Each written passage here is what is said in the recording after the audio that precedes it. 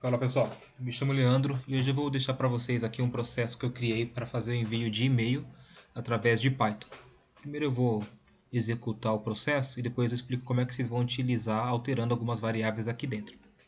Então eu vou abrir o CMD aqui na pasta do projeto, vou chamar o meu arquivo .py e a partir deste momento ele vai começar a executar o processo. Então o processo é separado em algumas etapas. No primeiro momento ele apaga os resultados anteriores, porque em runtime ele cria alguns arquivos, um PNG, que é a imagem que vai no e-mail, e um arquivo HTML. Então se porventura ficou algum resquício dos arquivos anteriores, ele vai lá e apaga os resultados anteriores. Aqui ele informou que não tinha nenhum arquivo para apagar. Em seguida ele conecta em um banco de dados, ele monta o HTML, ele gera o PNG e depois faz o envio do e-mail com essas especificações. Aqui está o assunto, o destinatário. O meu e-mail eu utilizei com a configuração de sem SSL com TLS. E por último, depois de fazer o envio do e-mail, ele paga os results. Então vamos dar uma olhada aqui no meu corpo do e-mail. E chegou aqui o e-mail. Então aqui eu tenho o resultado de uma query com a informação do vendedor, vendas e a data de onde ocorreu a venda. Aqui tem o cabeçalho, obviamente, segue o resultado das vendas por vendedor. Relatório de vendas é o assunto. E aqui em cima eu tenho o título do gráfico, vendas. E aqui é o eixo Y e aqui o eixo X. Vou fazer agora uma alteração para vocês. Então eu utilizei uma query e vou trabalhar agora com uma segunda query. Vou pegar aqui um outro resultado.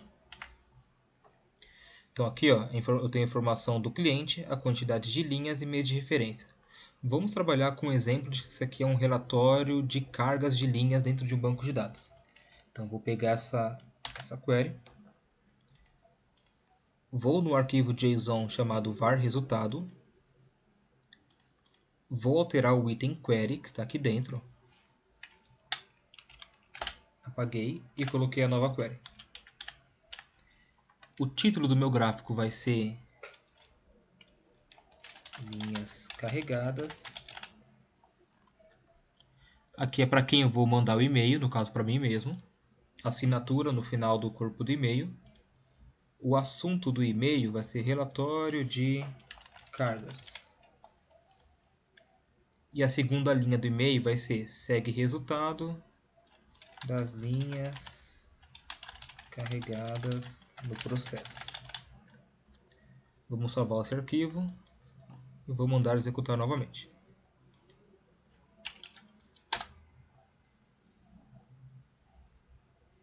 Mesmo processo.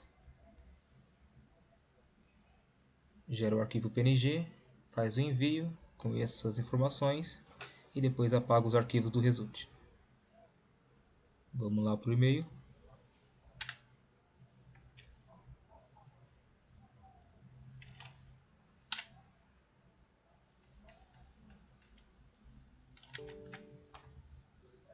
E o e-mail chegou. Relatório de cargas. Olá, boa noite. Segue o resultado das linhas carregadas no processo. Lembra que a gente informou isso aqui lá no JSON. Aqui ele trouxe o resultado do dataset, libera informação, o número do cliente, quantidade de linhas e mês de referência. Aqui no gráfico ele alterou linhas carregadas, colocou a informação da última data, que é o mês de referência. Aqui os clientes e no eixo X a informação das quantidades de linhas que carregou por cliente.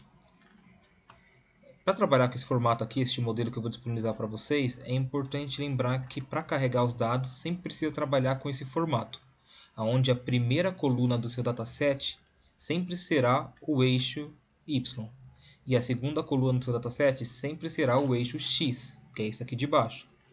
E a última coluna do seu dataset sempre será a informação complementar que vem aqui no gráfico, entre parênteses aqui dentro. Vou dar um exemplo aqui rodando agora uma nova query. Então aqui, ó, a primeira coluna será o nosso eixo Y. A receita será o eixo X e a última coluna vai ser a nossa informação complementar para o gráfico.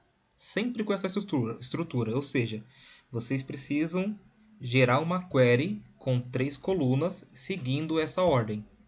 Y, X e informação complementar. Então vou pegar essa query aqui, vou lá no resultado,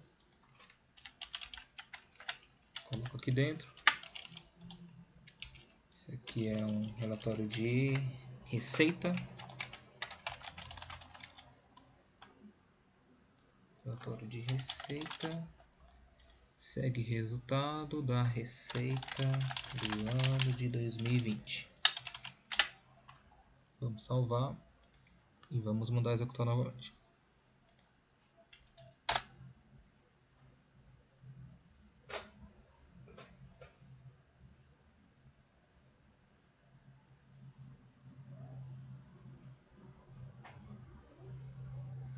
Show de bola, terminou o processo.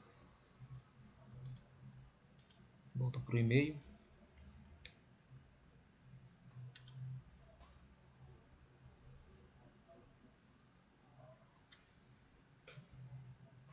Chegou. Relatório de receita, segue o resultado da receita do ano de 2020. Aqui está o formato que eu comentei anteriormente, mês, receita e cliente, onde o mês é o nosso eixo Y, a receita é o nosso eixo X e a última coluna é a informação complementar que vai para dentro do gráfico. Então, receita, cliente, XPTO. Agora eu vou falar dos demais arquivos JSON. Então, além da variável de resultado, nós também temos dois outros arquivos referentes a variáveis em JSON. O primeiro é a conexão do banco.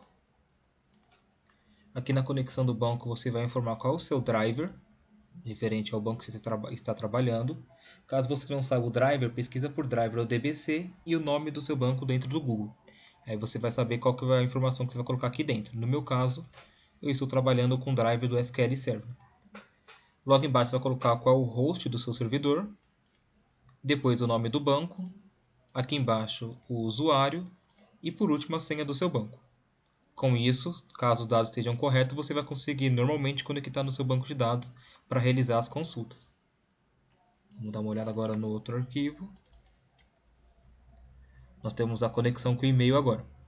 Na conexão com o e-mail você vai informar qual é o seu servidor SMTP, no meu caso é o Office 365, qual é o e-mail da pessoa que está fazendo o envio, no caso é o leandro@3brs.com.br, qual é a porta que eu vou utilizar para fazer esse envio, qual é a senha, você pode colocar sua senha aqui entre aspas, se ele possui SSL, no meu caso é false, e se ele possui TLS, para mim é true. Então, para fazer o envio correto do e-mail, eu preciso setar aqui como true. Essas configurações de SSL e TLS você pode constar no Google também, pesquisando pelo seu servidor SMTP e se ele possui alguma forma de segurança. Vamos fechar aqui. Uma coisa importante deste projeto é que para ele funcionar você precisa ter o Python 3.7 e também precisa instalar as bibliotecas que eu estou utilizando neste processo. Como que você faz para descobrir quais bibliotecas? Só abrir cada um dos arquivos, bloco de nota mesmo, e verificar quais são as libs que eu estou carregando através do import. Então eu tenho aqui uma biblioteca chamada FileDBC, Beautiful Soup for, JSON, Chart, Mail, Sys, OS, Time e Datetime. Essas são as principais bibliotecas que precisam ser instaladas antes de rodar esse processo. Obviamente que nos demais arquivos também deve ter alguma outra biblioteca. Aqui é importante, SMTP-lib e SSL também precisa estar instalado na máquina. Também uma biblioteca chamada e-mail. É só e-mail, tá? Desconsidere o meme.txt aqui. Na parte do chart, muito provável matplotlib. Se eu abrir aqui com um bloco de notas, eu tenho NumPy, matplotlib, Seaborn e somente isso.